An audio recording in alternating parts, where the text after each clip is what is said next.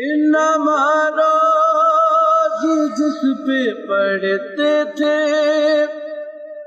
اب وہ دروازہ جل گیا نانا،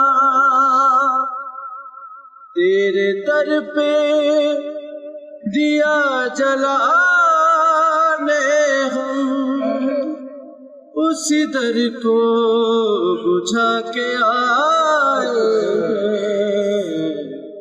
نانا۔ بسم اللہ الرحمن الرحیم، اللہم صلی علی محمد وآل محمد۔ ساری تعریف اللہ کے لیے، درود و سلام محمد وآل محمد پر۔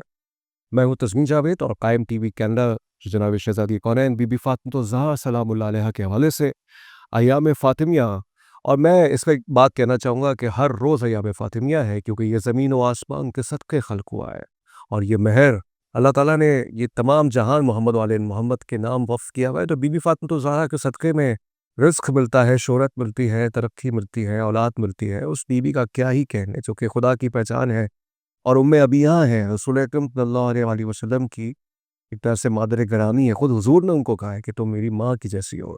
شہزادی کا جو منصب ہے اس کو سمجھنا انسان کے ادراک سے باہر ہے۔ بسم اللہ الرحمن الرحیم، انا انزلناہ فی لیلۃ القدر، اور لیلۃ القدر کے حوالے سے کہا جاتا ہے کہ اس کی مصداق جناب سیدہ ہے۔ تو لیلۃ القدر انسان کو نہیں سمجھ میں آ سکتی، وما ادراک ما لیلۃ القدر، تو جناب سیدہ بی بی فاطمہ الزہرا سلام اللہ علیہ کسی کو کیسے سمجھ میں آ سکتی ہیں۔ بہرحال یہ ایسوٹیرک میننگز ہے، لیکن جو حق وراثت کے حوالے سے ہم نے جو موضوع کا انتخاب کیا ہوا ہے، آج اس کی دوسری قسط ہے۔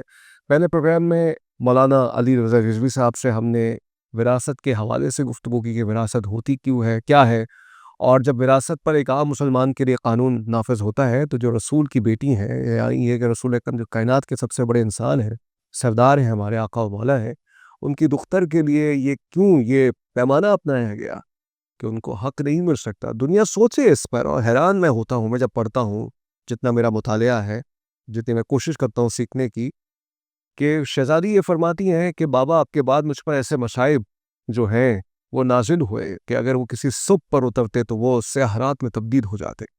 یہ سوچنے کی بات ہے کہ رسول کی اکلوتی بیٹی اس دنیا سے غم کے عالم میں گئی ہے، اور میرے مولا علیہ السلام نے باب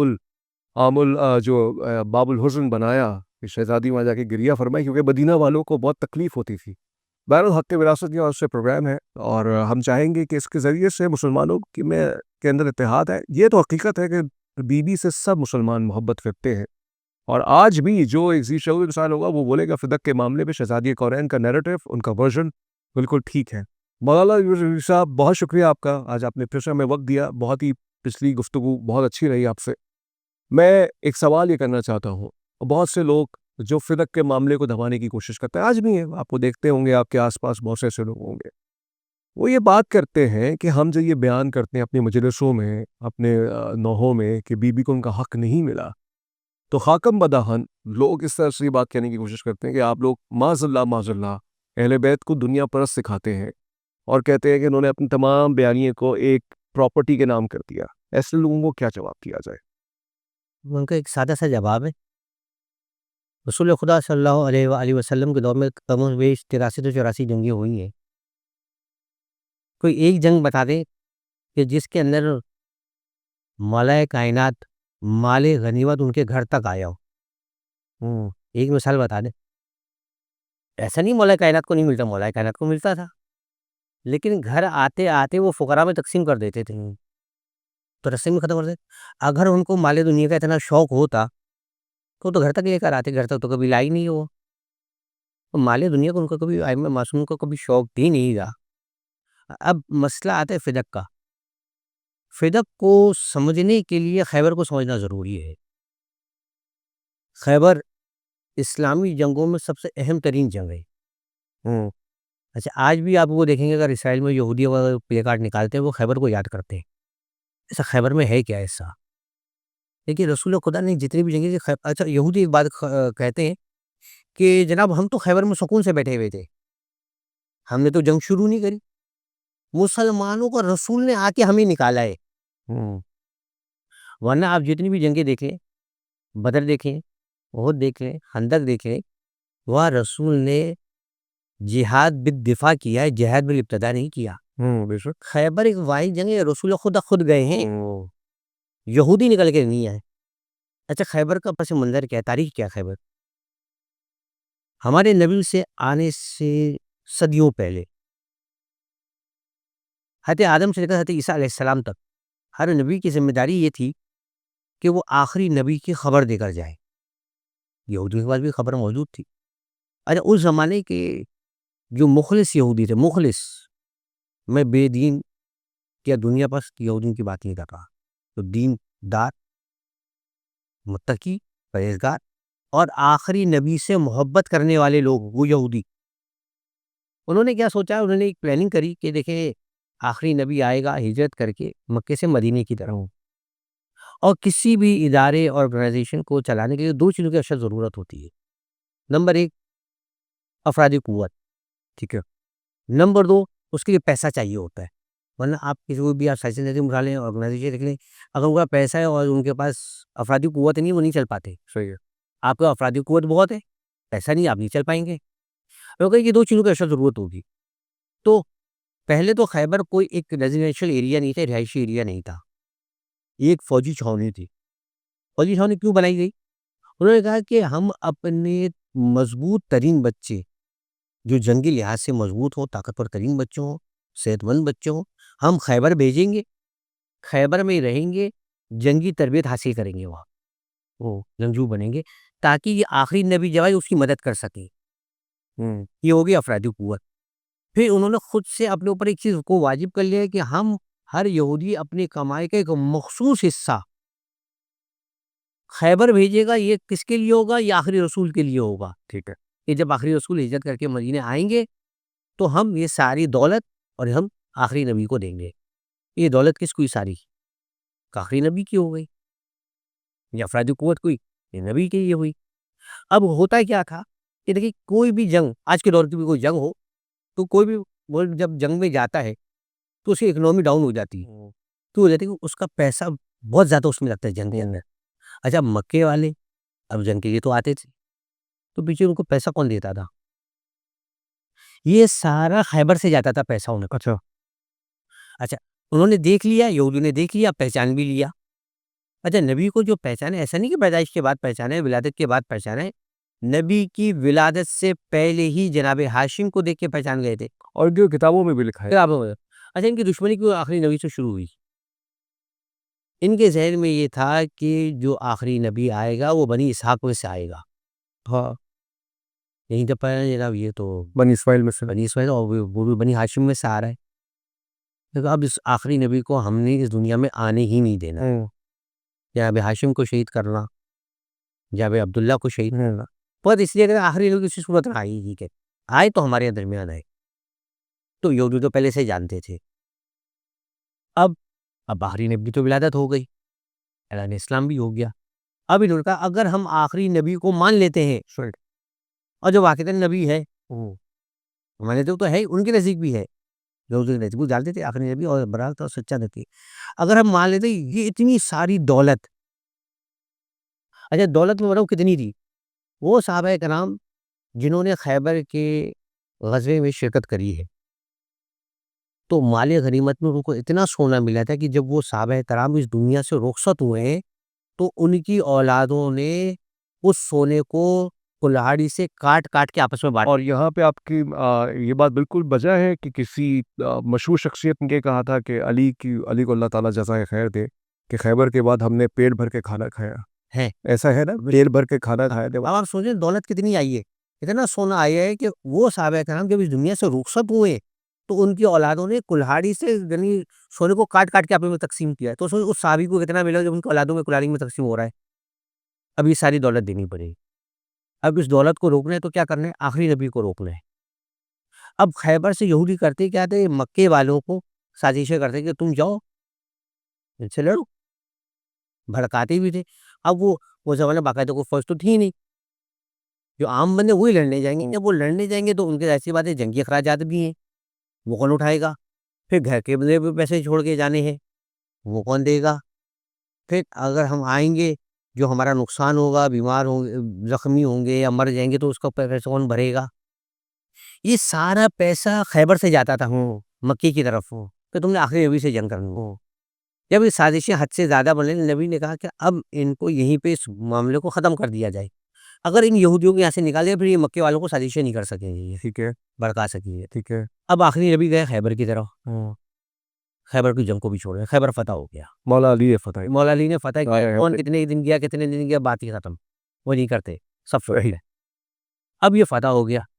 جب یہ فتح ہو گیا تو اب خیبر سے یہودی نکل کے بھاگے فدق کی طرف. اچھا ہمارے یہاں فدق کہا جاتا ہے، یہ فدق ہے، فدق ہے. تلفظ فتح. ہاں صحیح. یہ ہے کس کا؟ یہ فدق صاحب ہے کون؟ یہ فدق بن نمک بن سام بن نو، اچھا جناب نو علیہ السلام کے پڑ پوتے کا ہے یہ. بالکل آپ نے نئی بات میں سیکھ رہی ہے. کس کتاب کا حوالہ ہے اس کا حوالے سے؟ ہاں تاکہ انبیاء پڑھ لیں، اچھا وہ میں آپ کو صحیح سینڈ بھی کر دوں گا. صحیح. تو جناب نہیں تو یہ یہودیوں کی پراپرٹی نہیں تھی، نہیں یہ کہا جاتا ہے یہودیوں کی پراپرٹی تھی. یہودی تو وہاں قابض تھے نا، قابض تھے. صحیح. وہ تو وہاں پہ رہ رہے تھے. اب کھلی جگہ ہے، نکیسان ہے، جہاں آپ کی اکثریت ہوگی وہ جگہ آپ کی ہو جائے گی. تو اب یہودی وہاں سے جب نکلے یہ گئے فدق کی طرف. فدق کی کلے سچ وہاں سے فدق کی کلے فدق میں چلے گئے. اب نبی کو پتہ لگا کہ جناب اب یہودی نے وہاں بیٹھ کے سازشیں شروع کر دی. اب یہ مولا کائنات سے مار کھا چکے تھے، ہارے ہوئے تھے. مولا کائنات کا روب و دبدبا تھا. وہاں رسول خدا کو لشکر نہیں بھیجا فدق میں، مولا کائنات کو تنہا بھیجا. اچھا جب وہاں بھیجا تو انہوں نے کہا کہ بھئی ہم آپ سے صلح کرتے ہیں اور ہم سے وعدہ کر دیں کہ ہم آج کے بعد کوئی مسلمان پر سازشیں نہیں کریں گے، اور بطور گفٹ یہ زمین آپ کو دیتے ہیں. ٹھیک ہے. اچھا بعض تاریخ کہتی ہے کہ جناب آدھر فدق دیا تھا، بعض کہتے ہیں کہ پورا دیا تھا. یہ یہودیوں نے یہودی نے ایز اے گفٹ دیا تھا ہدیہ نبی کو ہدیہ دی. ہدیہ دیا تھا. ٹھیک ہے. دیا تھا اور اس ہدیے کے ساتھ ایک لیٹر دیا تھا، ہاں وہ تھا فدق کا. فدق بن نمک بن سام بن نو کا ایک لیٹر تھا صحیح. کہ یہ باغ میں انبیاء اور اولاد انبیاء کے لیے ہبا کرتا ہوں اور اس کے علاوہ کسی اور کا اس پہ تصرف کرنا حرام ہے. کیا کہہ رہے ہیں کیا کہہ رہے ہیں. اب وہ لیٹر آ گیا نبی کے پاس. بولا کہنا تھا یہ لیٹر ہے، وہ کہا یہ یہودیوں نے آپ کو تحفے میں دیا ہے. اچھا اسلامی قانون ہے دو، اس کو ذہن میں رکھنے کی ضرورت ہے. مال غنیمت کے حوالے سے اگر کسی بھی جنگ میں کسی بھی مسلمان کے پسینے کا ایک قطرہ بھی گر جائے، صحیح. اس میں فتح ہونے کے بعد جو مال غنیمت آئے گا اس کا 80% حصہ مسلمانوں کا ہوگا. بہت آپ نے باریک بات کہہ دی ہے، بہت باریک بات کہہ دی ہے آپ نے. ابھی آج یہ کہہ دیا کہ 80% جس کا پسینہ گر جائے تو خیبر کے پاس اگر ایک قطرہ ایک اثر بھی گر گیا، اور آج کہہ رہے ہیں کہ 80% جس کا گر گیا یعنی خیبر 80% اس کو ملے گا، مسلمانوں کو ملے گا، مسلمانوں کو ملے گا. ٹھیک ہے نا. اور اس کو 20% رسول خدا کو جائے گا. یہ جو حضور اکرم کی یہ پالیسی تھی نا کہ مسلمانوں کی خیر خواہی ویلفیئر کے لیے وہ کام کرتے. ویلفیئر اپنی جگہ ہے، اسلامی قانون اپنی جگہ ہے، شریعت اپنی جگہ ہے. رسول خدا اور ائمہ معصومین نے دین کے آسان ترین مسائل پہ اپنی امت کو عمل کروایا ہے. نہیں میں یہاں دین کے سخت ترین خود عمل کیا خود عمل کیا یہ روکیے. اور یہاں آپ کی بات سے ایک اور نقطہ بھی میں جو سمجھ رہا ہوں آپ کی بات سے، خیبر کی جو جنگ تھی جس میں حضور نے یہ فرمایا تھا کہ کل میں علم اس کو دوں گا جو مرد ہوگا، بخاری کی روایت ہے نا یہ، اور جس سے اللہ اور رسول بھی محبت کرتے ہوں گے اور وہ بھی اللہ اور رسول سے محبت کرتا ہوگا، تو خیبر کا فاتح تو میرا مولا ہے. خیبر ہے نا. دیکھیے خیبر ایک الگ مقام ہو گیا، فدق ایک الگ مقام. اس کا ذریعہ ہے نا، خیبر کی جیت کے ذریعہ ہے نا. خیبر میں مسلمان گئے تھے، بالکل گئے تھے. خیبر سے جو ملے گا اس کو 80% مسلمانوں کو ملے گا مال غنیمت میں سے. ٹھیک ہے. 20% رسول خدا کا. ٹھیک ہے. فدق میں کون گیا تھا؟ پھر کی جگہ تھے. صحیح تو فقط مولا کائنات گئے تھے، صحیح ہے. جنگی لشکر تو نہیں گیا، جنگ بھی نہیں ہوئی. نہیں میں کلیئرٹی چاہتا ہوں کہ یہ فدق خیبر کی وجہ سے نہیں آیا. خیبر کی وجہ سے، لیکن خیبر میں مسلمان جنگ کرنے تو گئے تھے. بالکل گئے تھے. بے شک ان کے ہاتھ میں فتح ہوئی نہیں ہوئی، لشکر پورا گیا تھا. پورا گیا تھا. گیا تھا نا. فدق میں پورا لشکر گیا تھا، نہیں ہے. اس کی تلوار نکلی تھی. اب آپ کو ایک زبردست چیز بول رہا ہوں، کیا نکال رہے ہیں آپ؟ میں آپ کو دکھاتا ہوں. ناظرین کوئی بہت ہی انٹرسٹنگ چیز مولانا صاحب بتانے والے ہیں ہمیں. اب دوسرا چیز کس چیز کی ہے، وہ جو بلکہ آپ کو پڑھنے کی آیت دیتا ہوں آپ کو.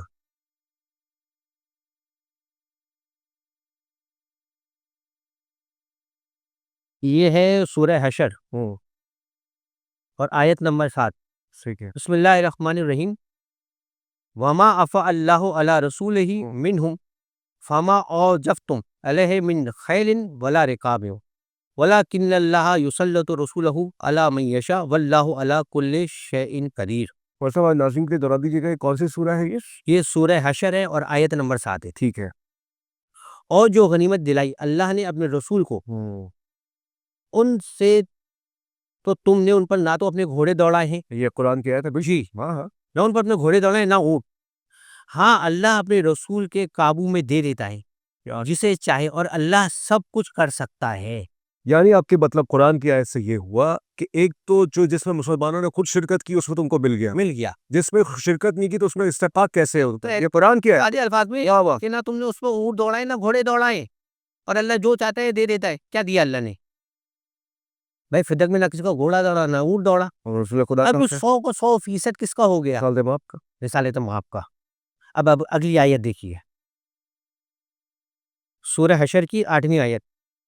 وما افاء اللہ علی رسولہ من اہل القری فللہ وللرسول ولذی القربی والیتامی والمساکین وابن السبیل. اس میں زبردست بات ہے. اس میں زبردست بات کیا ہے کہ جو لوگ کہتے ہیں کہ جناب یہ تو مسلمانوں پہ خرچ ہوگا اور ان پہ خرچ ہوگا، سب پہ خرچ ہوگا. اب میں اس کا ترجمہ بھی پڑھ دوں. جو غنیمت دلے اللہ نے اپنے رسول کو شہروں سے، اللہ اور اس کے رسول اور رشتہ داروں. اچھا، اس میں لام لگا فللہ ہے، یہ عربی میں لام ملکیت کے معنوں میں. وللرسول، رسول کی ملکیت. ولذی القربی، قربا کی ملکیت. ہاں، والیتامی والمساکین، اس میں لام تو نہیں، لام ملکی نہیں. ہاں، اس سے جو پیسہ حاصل ہوگا وہ یتیموں مسکینوں پہ تو خرچ ہو جائے گا، اور وہ آل محمد ہمیشہ کرتے ہیں، مسافروں پہ خرچ ہوگا. اچھا، اب اس کی آیت، اسی آیت کا آخری پڑھ گئے. وما آتاکم الرسول فخذوہ وما نہاکم عنہ فانتہوا واتقوا اللہ ان اللہ شدید العقاب. جو کچھ تمہیں رسول عطا فرما دے وہ لے لو، جس سے منع فرمائے باز رہو، اور اللہ سے ڈرو، بے شک اللہ کا عذاب سخت ہے. مطلب کیا ہوا؟ واضح اس آیت کے، اسی آیت کے ذیل میں آ رہا ہے اللہ دے رہا ہے اپنے رسول کو ڈائریکٹ، نہ اونٹ دوڑائے نہ گھوڑے دوڑائے. اب رسول جو تمہیں دیتے وہ لے لو، اور جس سے تمہیں روک دے اس سے تم باز رہو. یعنی اگر رسول نے نہیں دیا تو بعد میں بھی آپ کا حق نہیں بنتا اس کے اوپر. اچھا، یہ قبضے میں کس کے رہے گا؟ بھئی خرچ تو ہوگا، مسافروں پہ بھی خرچ ہوگا، یتیموں پہ ہوگا، مسکینوں پہ خرچ ہوگا، لیکن یہ قبضے میں کس کے رہے گا؟ وللہ ہے، اللہ کے قبضے میں. اللہ کا قبضہ کیا ہے؟ وللرسول، جو رسول کا قبضہ ہوا ہے اللہ کا قبضہ. بے شک. اب رسول اس دنیا سے رخصت ہو گئے تو اب یہ کس کے قبضے میں رہے گا؟ وَلِذِی الْقُرْبَىٰ، کیا کہنے، جو قرابت دار ہیں یہ ان کے قبضے میں رہے گا، اور قرابت دار ہی یتیموں، مسکینوں اور مسافروں پہ خرچ کریں گے. نہیں اس میں ایک پھر سوال یہ بتا سکتے اسی قرآن کی آیت سے تو پھر تو ازواج کا بھی حق ہو سکتا ہے نا اس میں. چلے، زبردست، ازواج کو بھی جاتی چلے. اچھا، آپ کو جو کہتے ہیں کُلَّ أَسْأَلُكُمْ عَلَيْهِ أَجْرًا الا المودۃ فی القربہ، اس قربہ میں ازواج ہیں؟ نہیں. بالکل، قربہ میں کیسے ازواج ہیں؟ کیونکہ وہ بحث جو ہمارے برادران کی طرف سے آ سکتی ہے تو اس بحث کے حوالے سے میں کہہ رہا ہوں. نہیں، اب اس قربہ کے اندر کیا ازواج ہیں؟ وہ قرابت داروں میں. بالکل، جب وہاں نہیں تو یہاں کیسے آ جائیں؟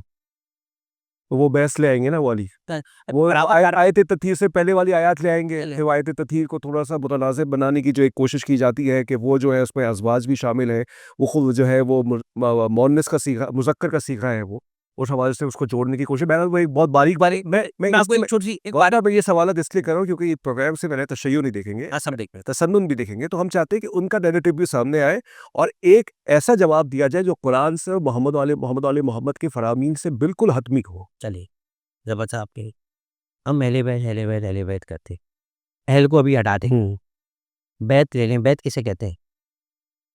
گھر کو. اور دار کسے کہتے ہیں؟ وہ بھی گھر کو کہتے ہیں. پر کیا ہوا بھائی؟ دو لفظ کوئی فرق تو ہونا چاہیے نا. صحیح ہے. آپ اس کا ترجمہ بھی گھر کر رہے، اس کا ترجمہ بھی گھر کر رہے، تو کوئی فرق تو ہوا نہیں. دیکھیے، بیت کیا ہوتا ہے؟